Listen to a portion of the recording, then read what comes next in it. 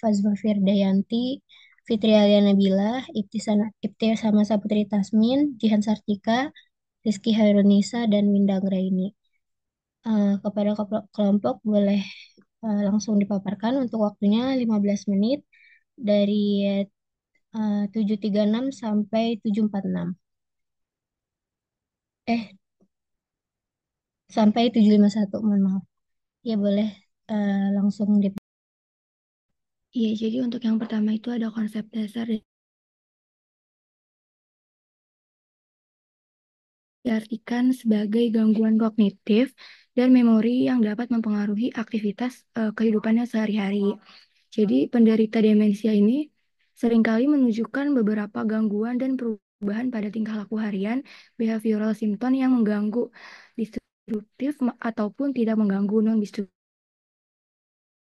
Bukanlah sekedar penyakit biasa, melainkan kumpulan gejala yang disebabkan beberapa penyakit atau kondisi tertentu, sehingga terjadi perubahan kepribadian dan tingkah lakunya.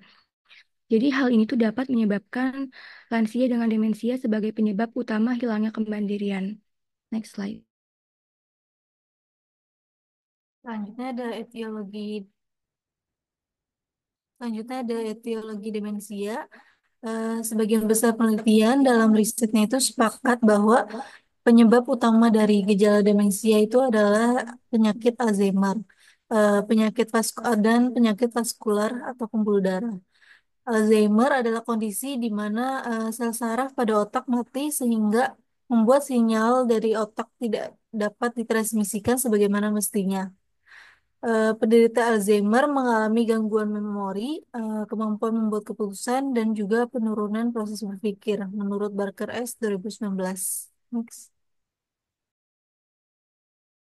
Ya, selanjutnya di sini ada tanda dan gejala dari demensia. Adanya perubahan kepribadian dan tingkah laku ini bisa mempengaruhi aktivitas sehari-hari. Secara umum, tanda dan gejala demensia pada lansia ini yang pertama, kesulitan mengingat dalam hal jangka pendek.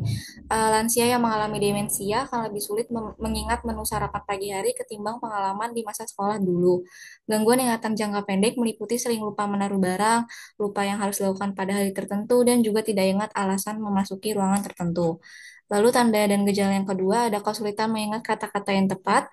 Gejala awal demensia lansia ini adalah kesulitan berkomunikasi. Lansia sulit menemukan kata-kata yang tepat untuk mengekspresikan diri.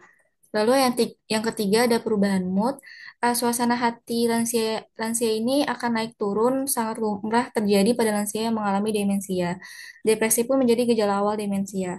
Yang ketiga ada apatis.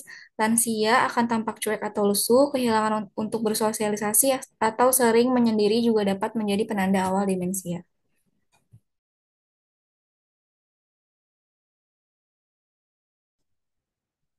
Baik, tanda dan gejala selanjutnya itu ada kesulitan menyelesaikan tugas sederhana.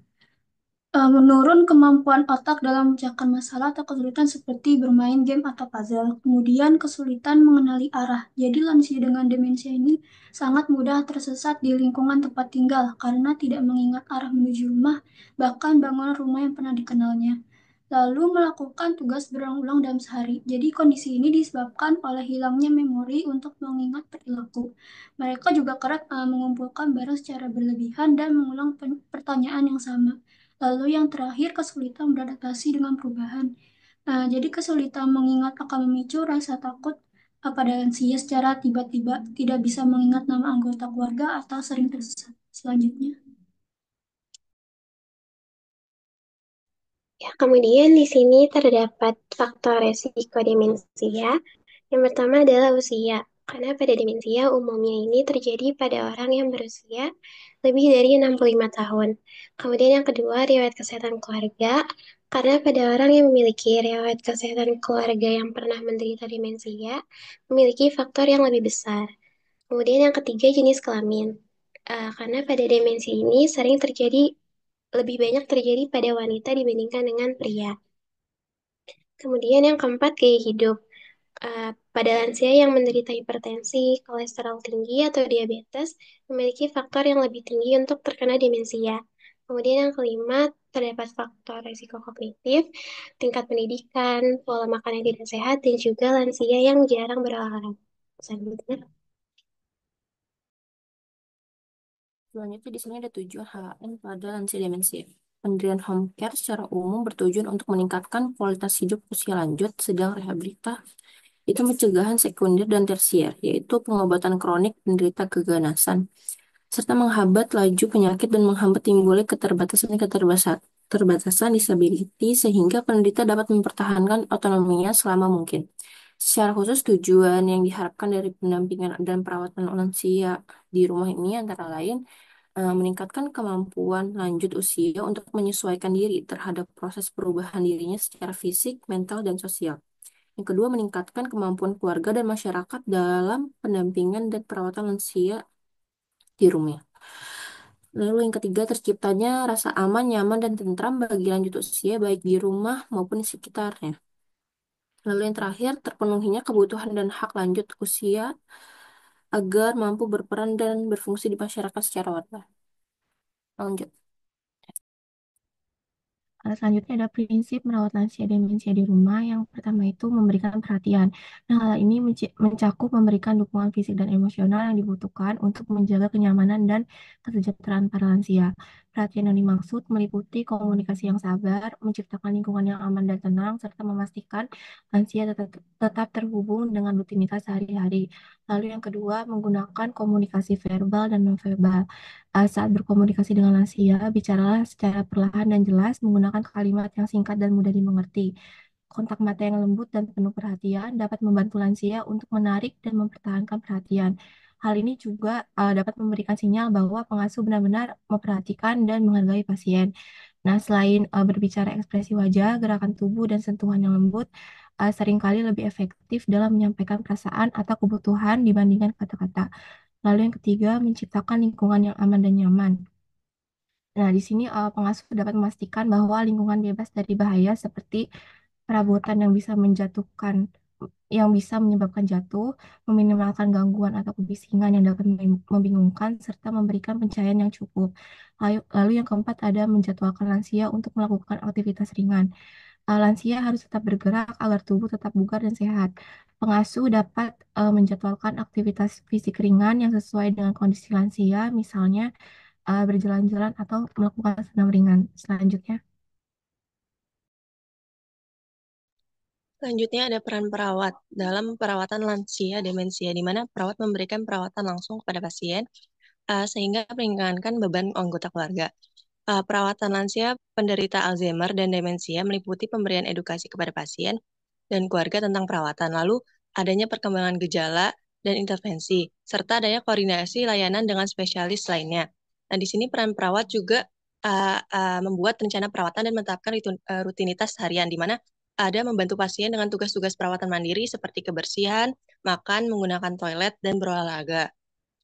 Lalu, bagi pasien dengan defisit kognitif atau motorik, perawat memberikan dukungan tambahan yang berhubungan dengan kognitif atau motorik.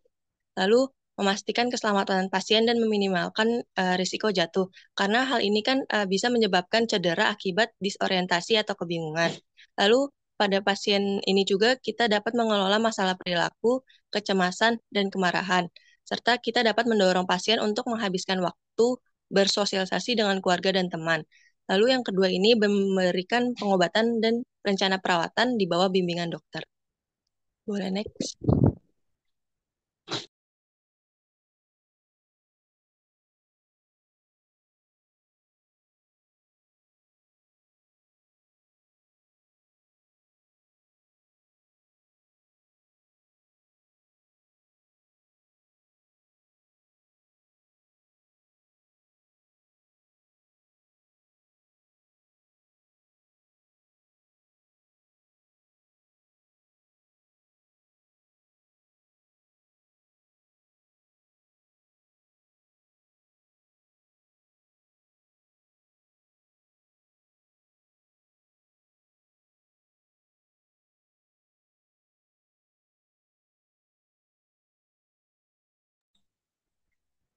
Ya, selanjutnya ada dari kelompok RKI, boleh dilihatin anggota kelompoknya. Ya, di sini ada Hairunisa, Novi Wulandari, Nurhalisa Nabila, Nuraini Fajar Kurnia, Raihana Fadila Putri, Raihana Keila. Ya, kepada kelompok waktunya 15 menit dari 7.46 sampai 8.01. Untuk kelompok dipersilakan.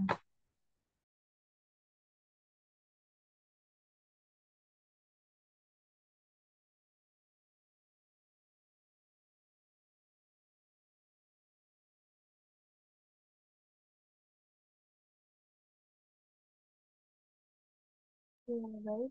Selanjutnya itu ada penata laksanaan demensia pada lansia di rumah. Boleh di next. Nah, komponen penting dari asuhan keperawatan pada demensia ini itu adalah edukasi dan komunikasi mengenai perawatan, perkembangan gejala, intervensi, dan koordinasi layanan dengan spesialis lain. Untuk perawatan hariannya, kita bisa membuat rencana perawatan dan menetapkan rutinitas harian, membantu perawatan diri pasien, termasuk kegiatan sehari-hari seperti kebersihan, makan, toileting, dan olahraga. Selanjutnya, memberikan perawatan dengan kegiatan sehari-hari ini untuk pasien yang memiliki gangguan kognitif yang signifikan atau defisit dalam fungsi motorik. Selanjutnya, mengkaji keselamatan pasien dan hindari risiko cedera akibat disorientasi atau kebingungan. Serta mengelola masalah perilaku, kecemasan, dan kemarahan. Lalu doronglah waktu untuk bersosialisasi dengan keluarga dan teman, memfasilitasi stimulasi sensori seperti terapi musik, masase, aromaterapi, dan terapi lingkungan.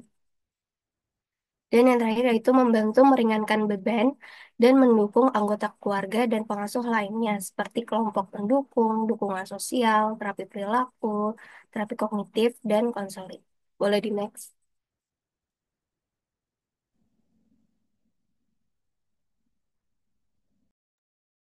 Lalu selanjutnya ada perawatan paliatif pasien dengan demensia.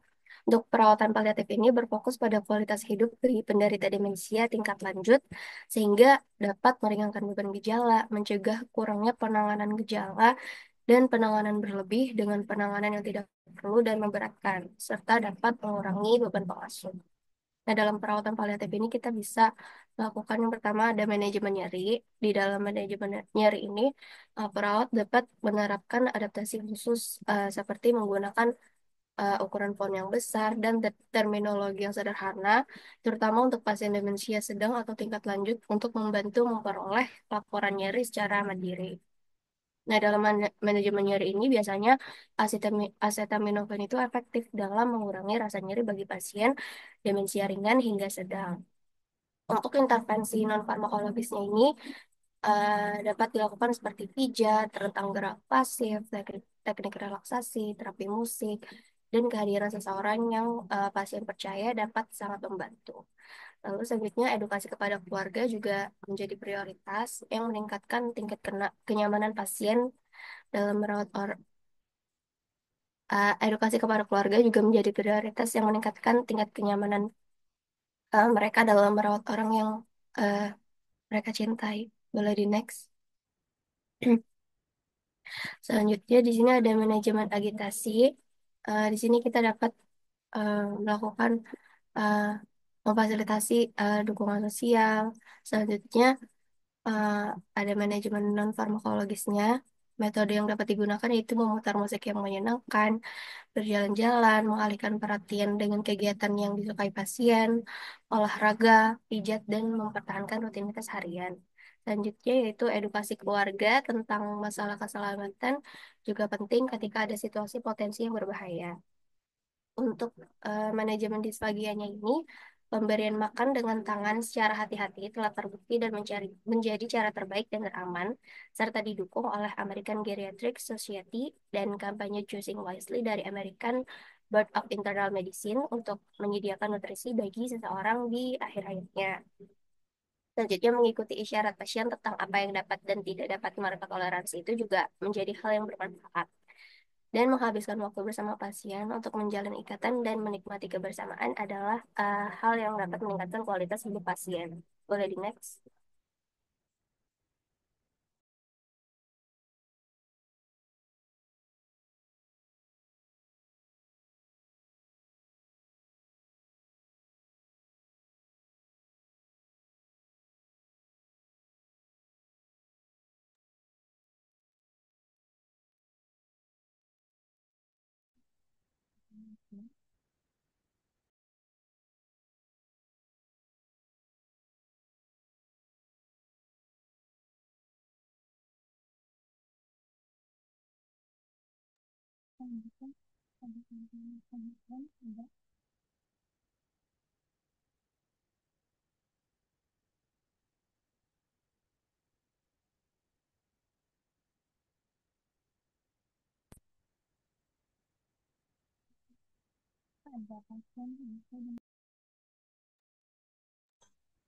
Izin untuk keluar, suaranya masih kecil.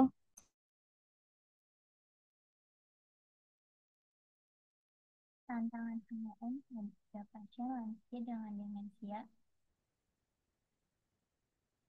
Apakah suara saya terdengar? Ya, sudah cukup terdengar.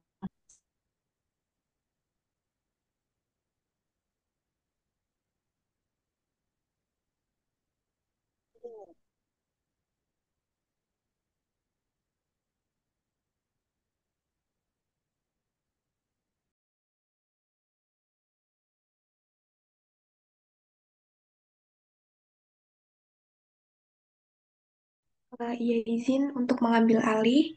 Jadi selanjutnya yaitu ada tantangan HN pada lansia dengan demensia. Next slide. Ya, jadi tantangannya itu yang pertama itu ada komunikasi ya teman-teman. Nah, lansia ini dengan penderita demensia seringkali mengalami kesulitan dalam berkomunikasi ataupun mengungkapkan kebutuhan mereka. Lalu yang selanjutnya yaitu ada perilaku dan emosi yang dimana lansia dengan demensia ini seringkali menunjukkan perilaku yang tidak terduga seperti agresi, kebingungan, ataupun kecemasan. Lalu yang ketiga yaitu stigma dan isolasi sosial. Nah, di sini nih perawat harus mampu untuk membantu para lansia agar mereka tuh merasa diterima dan juga dihargai. Kita tuh harus bisa mendorong partisipasi dalam kegiatan sosial. Next slide. Ya, selanjutnya yaitu strategi pelaksanaan pada pasien demensia di rumah. Boleh di next. Ya, yang pertama yaitu berkomunikasi dengan cara yang tidak membuat pasien tertekan. Dengan cara pertahankan kontak mata dan interaksi langsung secara tatap muka, bersabarlah dan memberikan jaminan ketika pasien melakukan kesalahan atau merasa malu. Terus selanjutnya ajukan pertanyaan yang jelas dan sederhana yang memerlukan jawaban iya atau tidak untuk meminimalkan kebingungan. Selanjutnya jangan menyela atau membantah dan terlibat dalam percakapan di tempat yang tenang tanpa gangguan. Selanjutnya yaitu menetapkan rutinitas dengan rencana perawatan harian. Pentingnya rutinitas dan keakraban bagi pasien demensia membuat rencana perawatan itu membantu mengurangi kegelisahan, kecemasan, dan perilaku menentang lainnya. Nah, rencana perawatan terbaik itu mencakup aktivitas yang membantu pasien tetap terhubung dengan kehidupan prademensia mereka seperti menonton acara TV atau film favorit. Selanjutnya itu pertahankan sistem pendukung dan perawatan diri. Perawat yang memberikan perawatan demensia seringkali bekerja untuk pasien yang sama dalam waktu yang lama sehingga menjadi dekat secara pribadi dengan pasien dan keluarga. Nah, perawat ini perlu mengelola perawatan diri mereka dengan mengenali dan mengelola perasaan-perasaan tersebut. Nah, dalam hal ini, perawat itu dapat bersikap proaktif dalam mengelola stres dengan secara rutin melakukan teknik relaksasi dan mengatur dengan keluarga pasien untuk memberikan perawatan sementara saat waktu istirahat dibutuhkan. Ready next.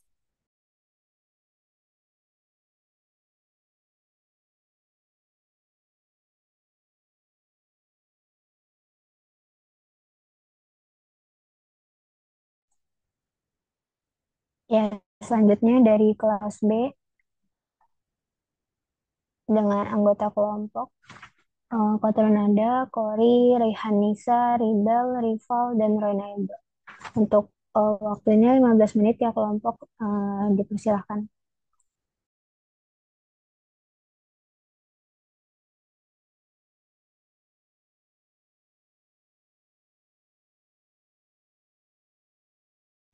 Iya, di sini kelompok akan membahas pengaplikasian praktik HHN demensia pada lansia. Nah, ini ada beberapa contoh pengaplikasian dalam home health nursing yang bisa diberikan kepada pasien dengan demensia. Seperti yang pertama ini adalah live review terapi.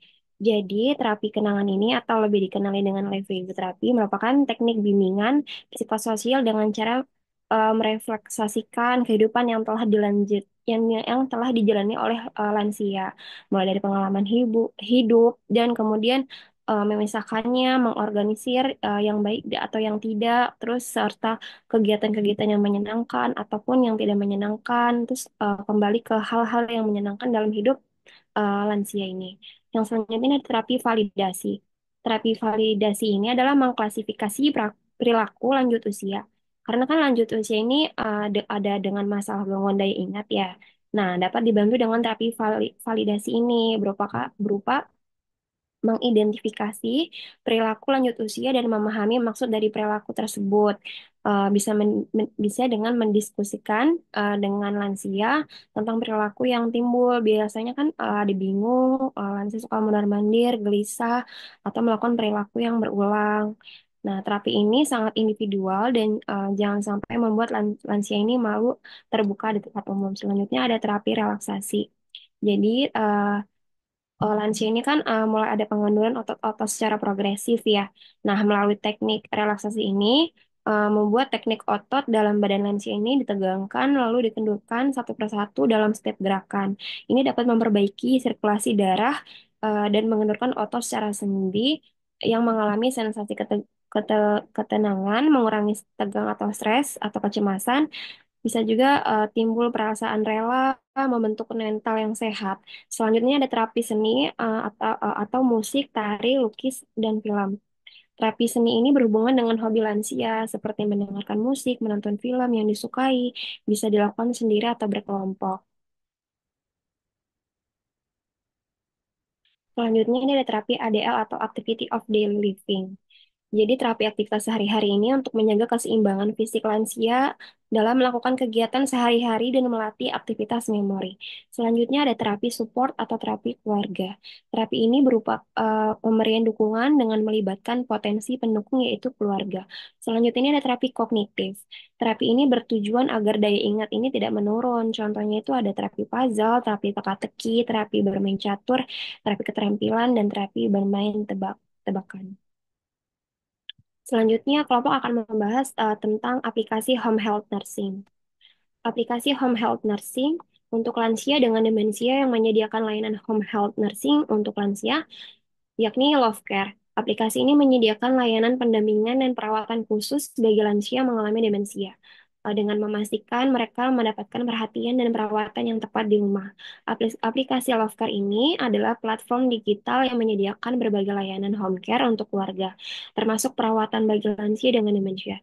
Aplikasi ini didirikan pada tahun 2019, lalu aplikasi Love Care ini menawarkan solusi perawatan di rumah yang komprehensif dan berkualitas.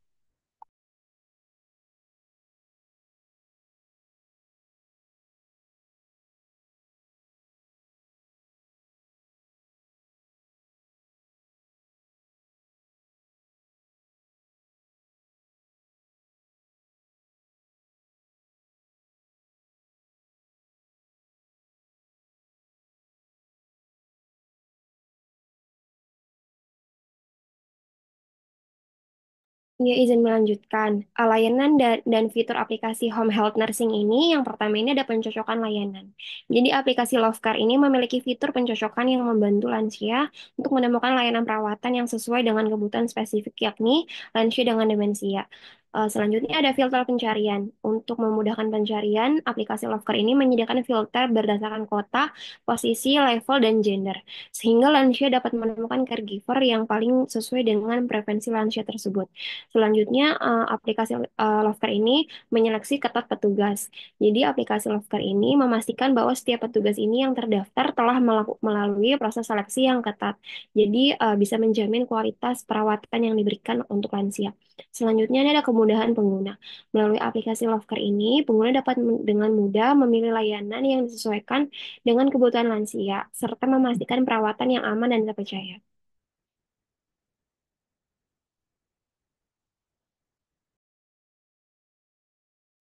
Nah, ya selanjutnya kita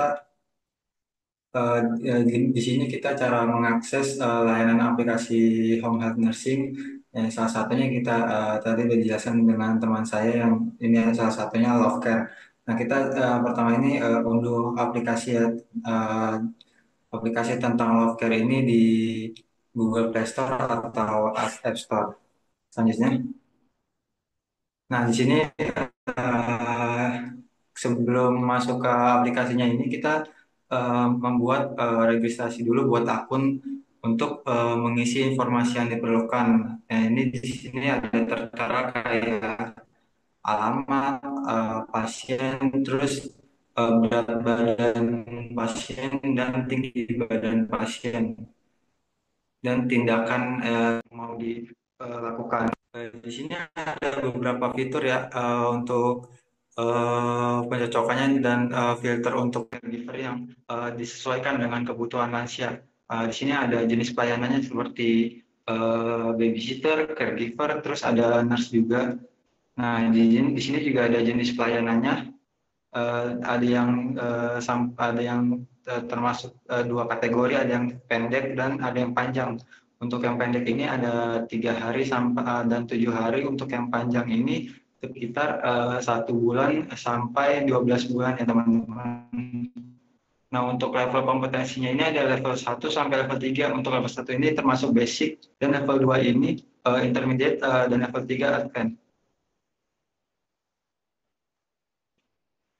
Nah, ini pemesanannya ya untuk pemesanan layanan untuk melalui aplikasi sesuai dengan jadwal yang diinginkan. Jadi kita tinggal memilih tindakan-tindakan yang kita perlu untuk melakukan tindakan home care pada pasien kita. Seperti ada beberapa ya fiturnya juga, bisa dilihat teman-teman sendiri. Selanjutnya.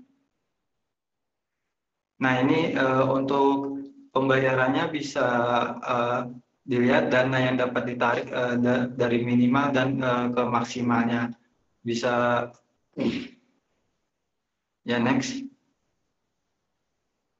Nah, selanjutnya kita masuk ke konsep dasar pelaksanaan asuhan keperawatan demensi pada lansia ya teman-teman. Next, Kak.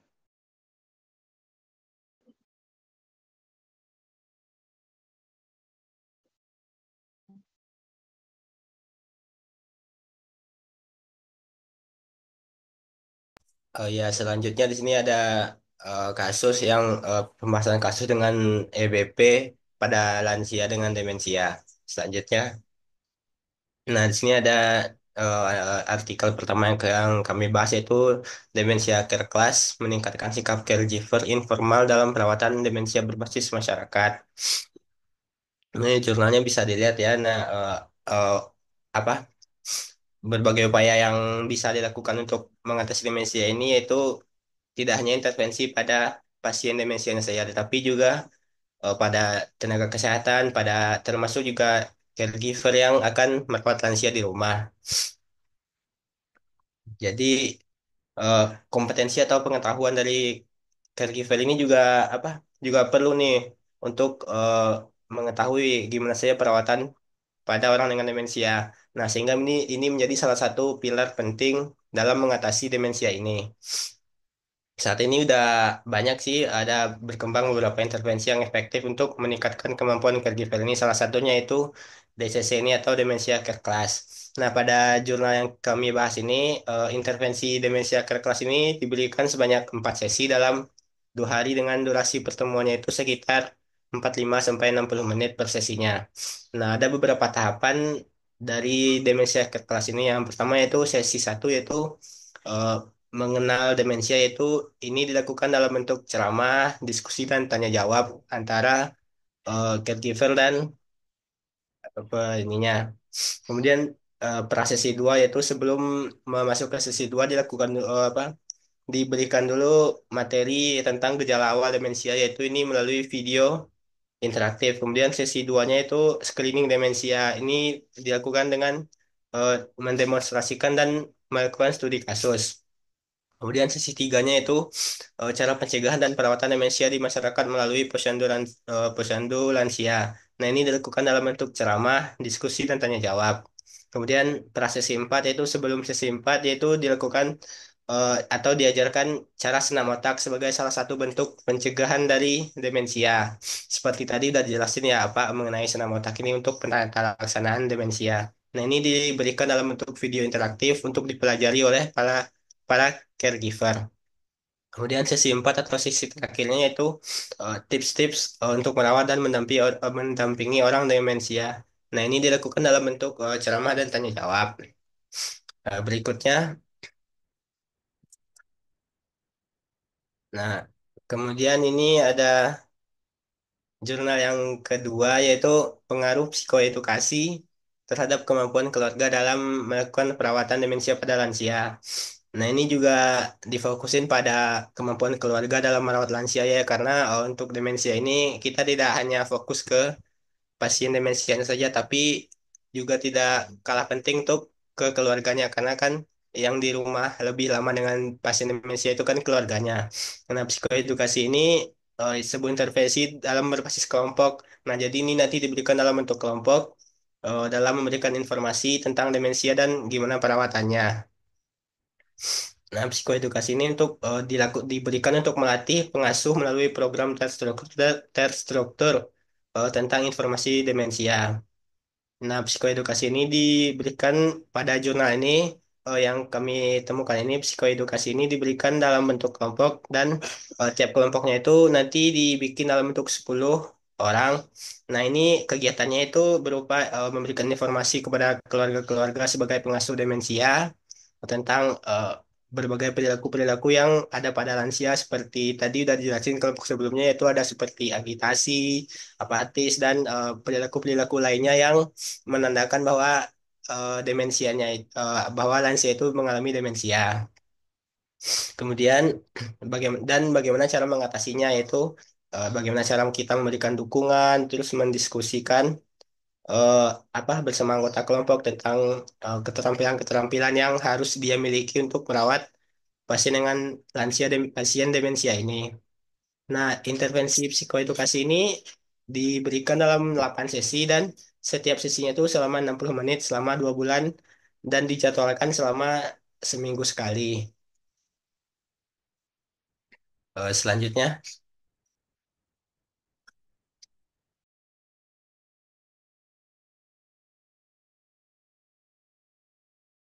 Ya baik, selanjutnya di sini ada jurnal ketiga tentang peduli demensia komunitas terpadu atau PDKT sebagai upaya deteksi dini dan pencegahan demensia berbasis aplikasi telepon pintar. Nah, pada jurnal ini itu membahas tentang pengembangan aplikasi peduli demensia komunitas terpadu atau PDKT yang berisi tentang screening demensia dan informasi tentang demensia. Kemudian, selain itu juga mengembangkan buku referensi perawatan demensia sebagai media pendukung intervensi. Pada jurnal ini dibahas tentang kegiatan ini menggunakan pendekatan model asset-based community development, merupakan model pemberdayaan masyarakat yang menekankan bagaimana masyarakat dapat menggunakan aset dan potensi yang dimilikinya untuk meningkatkan kualitas hidup. Nah, pendekatan ini juga melakukan upaya pengabdian masyarakat sebagai salah satu contohnya yaitu membantu mitra untuk mendeteksi dan memberikan pemahaman anggota mitra tentang demensia dengan membentuk kader peduli demensia. Eh, untuk intervensi yang dilakukan itu sebanyak 6 sesi dalam 2 hari dengan durasi 45 sampai 60 menit per sesi dengan tahapan intervensinya yaitu untuk sesi yang pertama itu mengenal demensia dapat diberikan secara ceramah, interaktif, diskusi dan tanya jawab. Kemudian sesi 2 ini melakukan screening demensia. Yang ketiga itu melakukan perawatan demensia. Yang sesi keempat yaitu penggunaan aplikasi PDKT untuk screening demensia. Ini dapat dilakukan dengan demonstrasi dan simulasi. Untuk sesi yang kelima ini ada praktik screening demensia dilakukan dengan simulasi dan sesi yang terakhir, yaitu penjagaan demensia melalui terapi senam otak, yaitu dapat dilakukan dengan simulasi. Next. Ya baik, Ya, setelah untuk presentasi dari kelompok, saya kembalikan ke moderator. ya baik, selanjutnya saya akan buka sesi tanya jawab. Kepada yang ingin bertanya, boleh raise hand ya.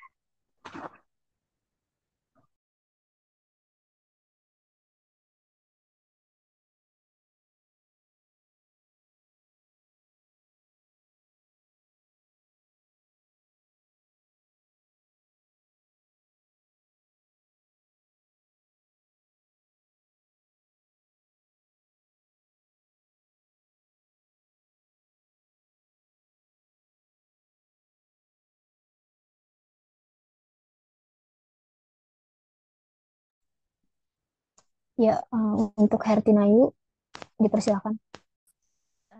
Izin moderator, sebelumnya suara saya terdengar? Iya, Ya baik, sebelumnya Hertinayu dari kelas RKI izin bertanya. Mungkin saya mau bertanya terkait materi yang dibahas oleh kelas RKI. Namun apabila dari kelompok kelas lain ada yang mau menambahkan, bisa diarahkan, yang mohon izin moderator. Jadi terkait penata laksanaan demensia pada lansia di rumah. Tadi kan kelompok juga sudah membahas ya. Mungkin di sini ada yang mau saya tanyakan itu terkait uh, pembuatan rencana harian, terus juga perawatan diri, gitu-gitu kan. Rencana harian, terus juga kegiatan aktivitas sehari-hari dari demensia selama melakukan perawatan di rumah itu sendiri. Jadi yang mau saya tanyakan, kalau semisal terkait home health nursing ini kan pasti kita membutuhkan bantuan dari keluarga ya untuk pelaksanaan perencanaan perawatan itu sendiri. Apa yang terjadi kalau semisal perawatan yang sudah kita rencanakan, yang seharusnya dari keluarga ini juga bisa membantu melaksanakan itu, malah keluarganya nggak bisa membantu gitu. Kayak misal beberapa perencanaan latihan, misal sering-sering latihan di rumah, tapi ternyata keluarganya ini nggak membantu latihan itu, jadinya stuck gitu perawatannya. Kira-kira apa yang bisa dilakukan terkait hal tersebut dalam ranah perawatan demensia di lansia? Kurang lebih seperti itu, moderator. ya baik. Terima kasih Hertinayu. Boleh ditaruh di kolom chat juga ya pertanyaannya. Ya, selanjutnya kepada teman-teman semua, ada lagi yang ingin bertanya, boleh silakan raise hand.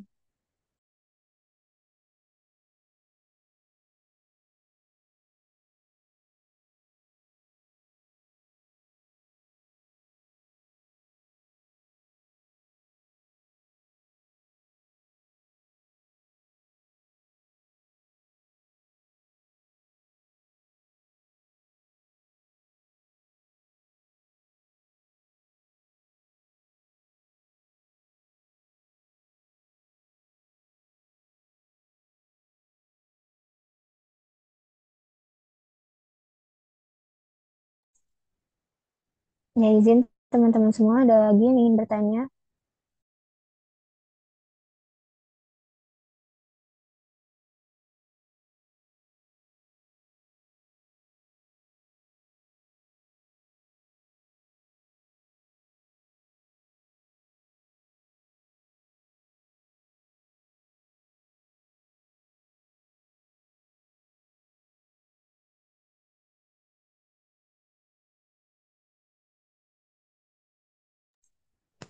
Ya, sambil menunggu yang bertanya lagi, boleh kepada kelompok RKI ataupun A dan juga B dijawab pertanyaan dari Hertinayu ya.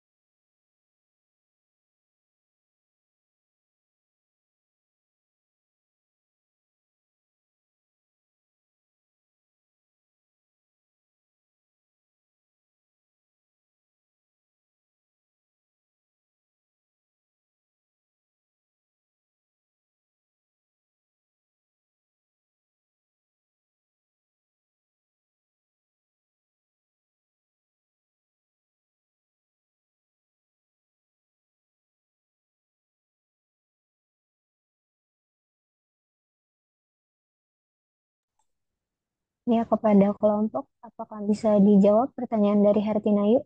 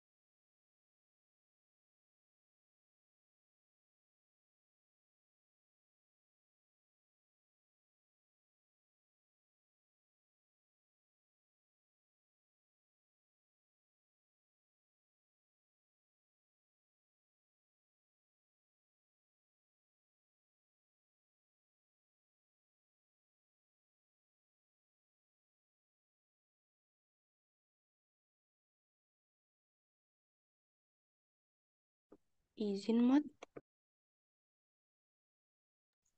Iya, Reihana dipersilakan.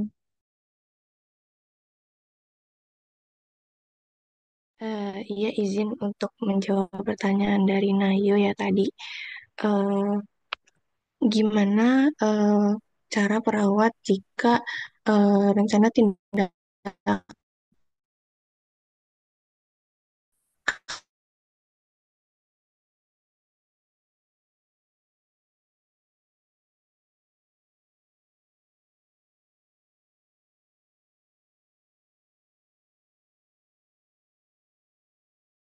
eh, kita identifikasi dulu si hambatannya atau kayak eh, kenapa tidak berjalan sesuai dengan yang sudah disusun gitu.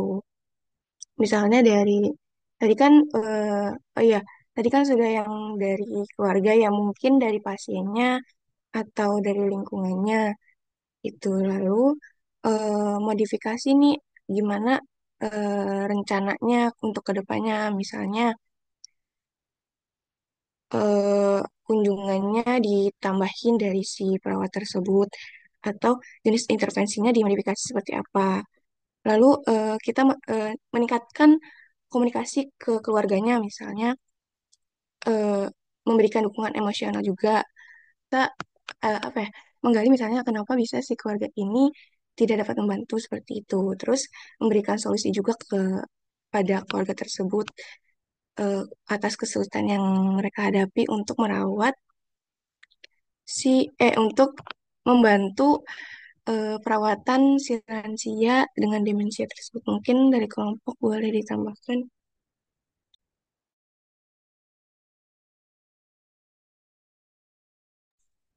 Ya, terima kasih Reihana.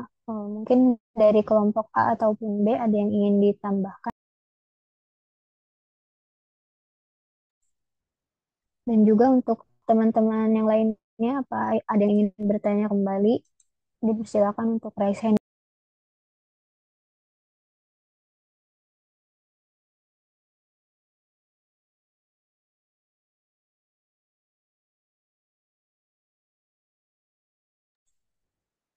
Ya, kepada Kurnia, dipersilakan.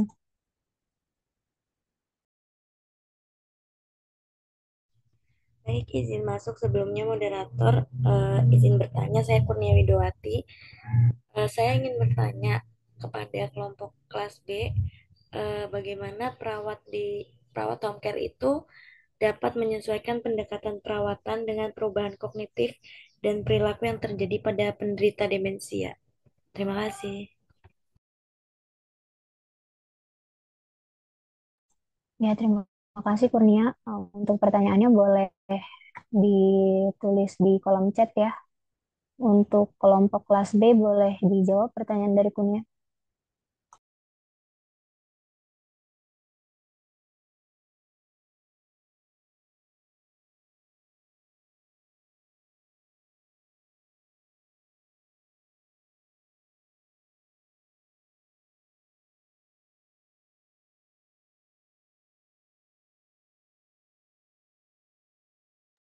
Oh iya, izin masuk yang moderator. Saya izin menjawab pertanyaan dari Nia tadi, yaitu mengenai bagaimana perawat di rumah dapat menyesuaikan pendekatan perawatan dengan beban kognitif dan perilaku pada penderita demensia ya. Nah, ada untuk menyesuaikan pendekatannya itu kita bisa dengan salah satu yang pertama itu kita melakukan pendekatan komunikasi yang sabar dan sederhana. Nah, kan kalau pada lansia yang udah mengalami penurunan kognitif tentu mereka kesulitan dalam berkomunikasi atau mencerna atau memahami kata-kata atau yang akan kita sampaikan. Nah, itu kita bisa dengan melakukan eh, komunikasi yang sabar dan sederhananya itu kita menggunakan kalimat-kalimat yang sederhana yang mudah dimengerti. Kemudian kita juga harus sabar untuk terus mengulang-mengulangi apabila masih belum dipahami dengan baik, diulangi lagi sampai si lansia ini bisa memahami dengan baik dan jelas. Nah, terus kita juga dengan bicara dengan jelas dan lambat yaitu tidak terburu-buru sehingga dia bisa mencerna yang kita sampaikan itu dengan baik. Terus selanjutnya bisa dengan eh, memahami tahapan yang demensia pada lansia tersebut. Apakah lansia itu berada di demensia ringan, demensia sedang, atau demensia berat. Nah, kita juga menyesuaikan dengan tingkatan demensia pada lansia tersebut. Kemudian dengan melakukan penggunaan rutinitas yang konsisten. Nah, kalau pada lansia yang mengalami penurunan kognitif kan pasti kayak lupa-lupa gitu mungkin untuk rutinitas sehari-harinya gimana-gimana. Nah, kita mungkin bisa difasilitasi dengan pembuatan jadwal untuk rutinitasnya pagi jam segini kegiatannya apain, rutinitasnya melakukan kegiatan apa, dan itu dilakukan secara konsisten. Nah, itu juga bisa apa kita lakukan pada lansia dengan demensia. Kemudian kita juga bisa dengan melibatkan keluarga dalam perawatan. Nah, kan ini perawatan home care atau di rumah. Nah, jadi yang kan nggak mungkin perawatnya setiap hari, setiap saat ke rumah untuk mengunjungi pasien. Nah, jadi kita juga melibatkan keluarga dalam perawatan. Nah, eh, perawat juga harus bisa bekerja sama dengan keluarga untuk melakukan edukasi tentang kondisi-kondisi yang dialami lansia tersebut, terus cara-cara yang bisa mereka lakukan untuk mengatasi lansia atau untuk merawat lansia dengan demensia ini. Kalau eh, apa kan kalau keluarganya sudah paham, tentu ini juga bisa mempermudah pekerjaan perawat dalam mengatasi demensia pada lansia tersebut. Kemudian dengan eh, berkoordinasi dengan tim kesehatan lainnya, yaitu mungkin apabila eh, ini kan keperawatan home health nursing ini kan tidak cuma perawat ya, yaitu multidisiplin, yaitu berbagai tim kesehatan. Nah, ini kita juga bisa berkolaborasi dengan tenaga kesehatan lainnya mengenai perkembangan medis dari pasien tersebut atau terapi lanjut apa yang bisa kita lakukan untuk mengatasi atau untuk menangani perubahan kognitif atau perubahan perilaku yang ada pada lansia tersebut. Kurang lebih seperti itu ya, Nia jawabannya. Mungkin yang lain ada yang bisa menambahkan atau sudah cukup Nia? Izin menjawab sudah cukup, Ridal. Terima kasih. Ya, terima kasih Rido untuk jawabannya. Kepada teman-teman yang lain, apa ada yang ingin bertanya kembali? Boleh di raise hand ya.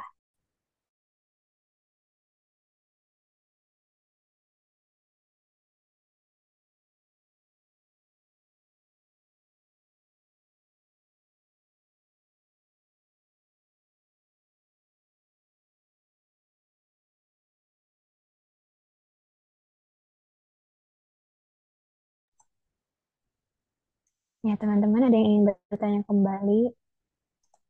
Boleh di raise hand ya.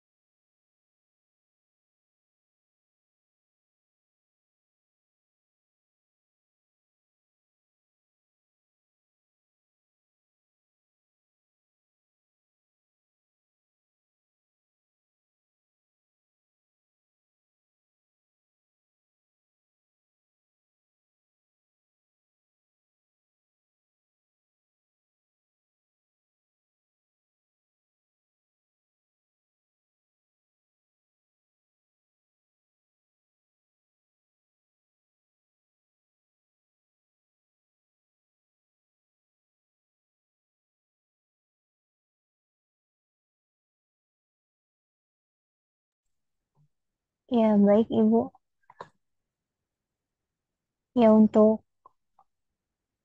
Ya untuk presentasi pada pagi hari ini kita tutup ya. Kurang lebihnya mohon maaf.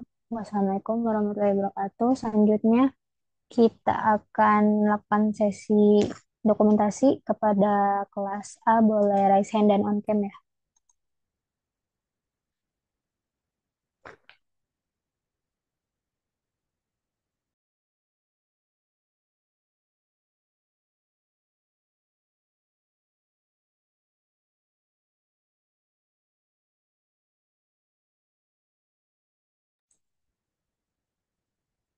Ya, untuk slide pertama.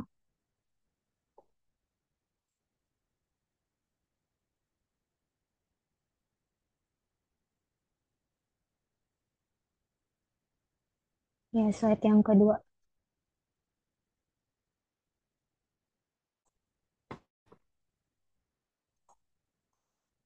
Ya, untuk kelas A sudah selesai, dilanjut ke Untuk kelas B, boleh raise hand.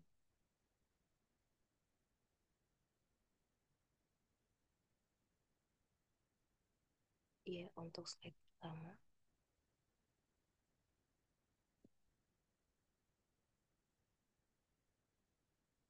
Slide ke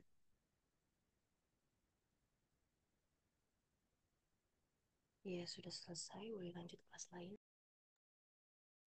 Ya, untuk kelas RKI boleh on cam sama raise hand.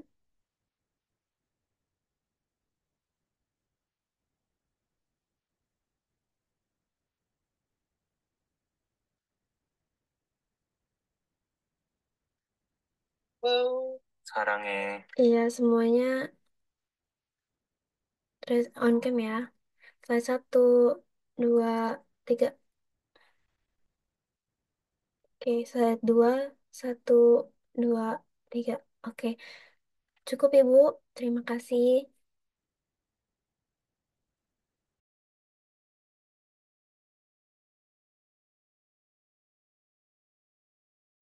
Iya Ibu, nanti dikoordinasi ke Pak Danang sama Bu Farah untuk UASnya.